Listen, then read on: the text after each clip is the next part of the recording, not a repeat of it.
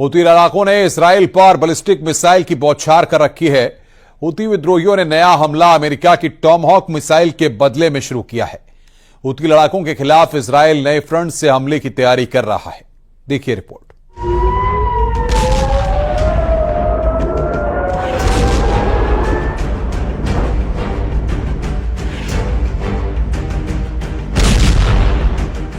Houthi ने Israel में घुसकर तबाही मचाई।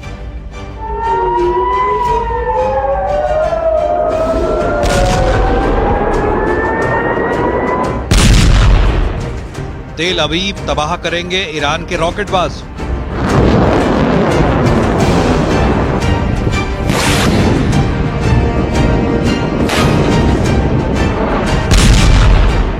हूथी को हमास न समझना इजराइल। लाल टोपी वाला कमांडर करेगा वॉर खल्लास।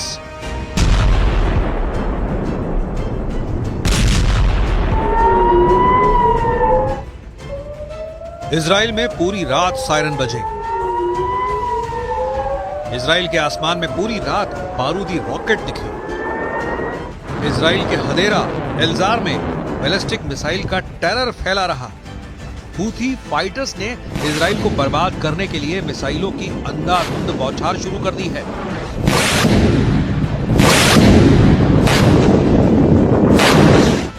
इजराइल को हराने का दम भर रहे हूथी फाइटर्स अब बेकाबू हो चुके हैं। हूथी लड़ाकों ने इजराइल पर नया हमला अमेरिका की टॉम हॉक मिसाइल के हमले के जवाब में किया है।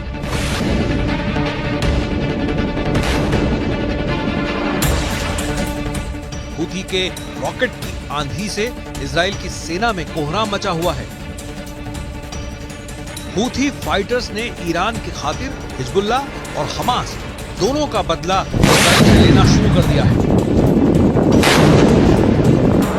हूथी फाइटर्स अब अकेला फाइटर ग्रुप है जिसने इजराइल को अब तक बराबर की टक्कर दी है।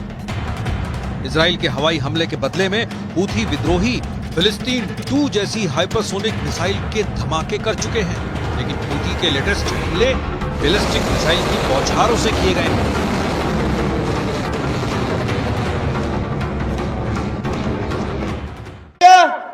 استهدفت محطة الكهرباء التابعة للعدو الإسرائيلي شرقي منطقة يافا المحتلة، وذلك بصاروخ باليستي فرط صوتي نوع فلسطين 2، وقد أصاب الصاروخ هدفه بدقة بفضل الله.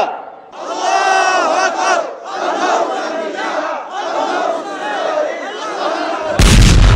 इजराइल की सेना ने बताया कि यमन से इजराइल की ओर दागी गई एक बैलिस्टिक मिसाइल रविवार की सुबह तलबी इंजार शहर में घुसी। आधी रात शुरू हुए रॉकेट हमले में हूथी विद्रोहियों ने सुबह बैलिस्टिक मिसाइल के धमाके की कोशिश की है। बैलिस्टिक मिसाइल का टारगेट उत्तरी इजराइल का हदेरा इलाका था, जहां इजरायली सेना ने पहले ही हमले की चेतावनी जारी की थी। हूथी की लंबी दूरी की मिसाइल हमले से बचने के लिए एयर डिफेंस सिस्टम को एक्टिव करके रखा गया है। מול ציר הרשע של איראן שחותר להשמדתנו. הבוקר החות'ים שיגרו טיל קרקע מתימן לשטחנו. הם כבר היו צריכים לדעת שאנחנו גובים מחיר כבד על כל ניסיון לפגוע בנו. מי שזקוק לתזכורת בעניין זה מוזמן לבקר בנמל חודדה. כל מי שתוקף אותנו לא יחמוק מנחת זרוענו.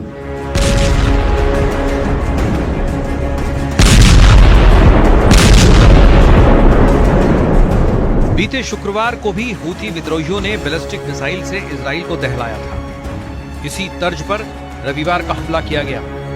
हालांकि इजराइल के डिफेंस सिस्टम ने हूथी के दोनों हमले नाकाम करने का दावा किया है, जबकि मिसाइल की तबाही के बाद भी कई नागरिकों को नुकसान पहुंचा।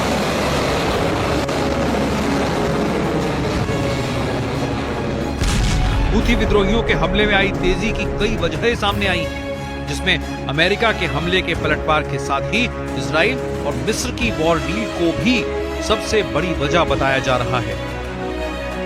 इजरायली सूत्रों ने दावा किया है कि तेल अवीव के दबाव में मिस्र ने यमन में हूथी फाइटर्स के खिलाफ बड़ी एयर स्ट्राइक करने की योजना बनाई है। यमन मीडिया की रिपोर्ट के मुताबिक हूथी विद्रोहियों को रोकने के लिए इजरायली मिस्र की वार डील की गुप्त जानकारियां सामने आई है, जिसमें सबसे अहम पॉइंट है تمكنت الدفاعات الجوية في القوات المسلحة اليمنية من إسقاط طائرة أمريكية النوع MQ-9، وذلك أثناء قيامها بتنفيذ مهام عدائية في أجواء محافظة مأرب. تمت عملية إسقاط الطائرة بصاروخ أرض جو محلي الصنع. मिस्र की एयरफोर्स हूथी विद्रोहियों के खिलाफ भीषण एयर स्ट्राइक करके हथियार गोदाम को नुकसान पहुंचाए। मिस्र हूथी फाइटर्स पर हवाई हमले की वजह अपनी राष्ट्रीय सुरक्षा की रक्षा के लिए जरूरी बताएगा। हूथी पर हमले की एक और वजह के तौर पर समुद्री नेविगेशन के लिए खतरे को भी गिनाया जाएगा। संयुक्त राष्ट्र चार्टर के अनुच्छेद 51 सहित अंतर्राष्ट्रीय कानून देशों को आत्मरक्षा का अधिकार देते हैं। 1982 के समुद्री कानून सम्मेलन में राज्यों के समुद्री मार्गों की रक्षा करने के अधिकारों की पुष्टि की गई है। इसी बात का फायदा इजराइल अब हूथी विद्रोहियों के खिलाफ मिस्र के जरिए उठाने जा रहा है। मिस्र का हूथी विद्रोहियों से 36 का आंकड़ा क्यों हो रहा है, इसे भी जानिए। इजराइल से हूथी विद्रोहियों के बीच भीषण लड़ाई से मिस्र को भारी वित्तीय नुकसान उठाना पड़ा है। स्वेज नहर से होने वाली मिस्र की कमाई में 60% तक की गिरावट आई है। मिस्र को होने वाले इस नुकसान का अनुमान लगभग $7 बिलियन लगाया गया है, जिसकी वजह से मिस्र कंगाली की तरफ बढ़ चुका है।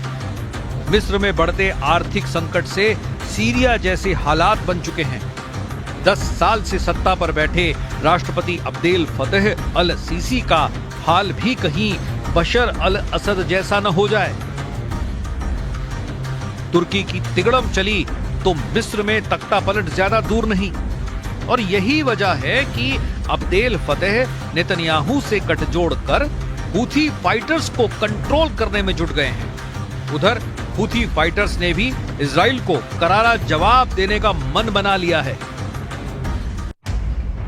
इजराइल की मीडिया I-24 न्यूज ने चीन और यमन के हूथी लड़ाकों के बीच एक गुप्त समझौते का खुलासा करने का दावा किया है। इस रिपोर्ट में बताया गया है कि चीन यमन के हूथियों को शक्तिशाली हथियार की आपूर्ति करने में सहायता कर रहा है। इसके बदले उसे लाल सागर से अपने देश के मालवाहक जहाजों के लिए सुरक्षित रास्ता मिल रहा है। हालांकि इस खुलासे पर चीन ने कोई भी प्रतिक्रिया नहीं दी है। लाल सागर पिछले 1 साल से इंटरनेशनल कारोबार के लिए खतरनाक रूट बना हुआ है। I-News-24 की रिपोर्ट में बताया गया है कि चीन और हूथी के बीच हथियारों की सप्लाई का बड़ा नेटवर्क सामने आया है, जिससे लाल सागर ट्रेड रूट खतरे में पड़ सकता है। I-24 न्यूज से बात करने वाले अमेरिकी खुफिया सूत्रों के अनुसार ईरान समर्थित हूथी लड़ाके अपने हमलों में चीनी हथियारों का जमकर इस्तेमाल कर रहे हैं। चाइनीज हथियारों के बदले में चीनी झंडे लगे मालवाहक जहाजों को लाल सागर में हूथी विद्रोही सुरक्षा की गारंटी दे रहे हैं। अमेरिकी खुफिया सूत्रों के मुताबिक हूथी बैलिस्टिक और क्रूज मिसाइलों में चीन के उपकरण और तकनीक के इस्तेमाल की पुष्टि हो चुकी है।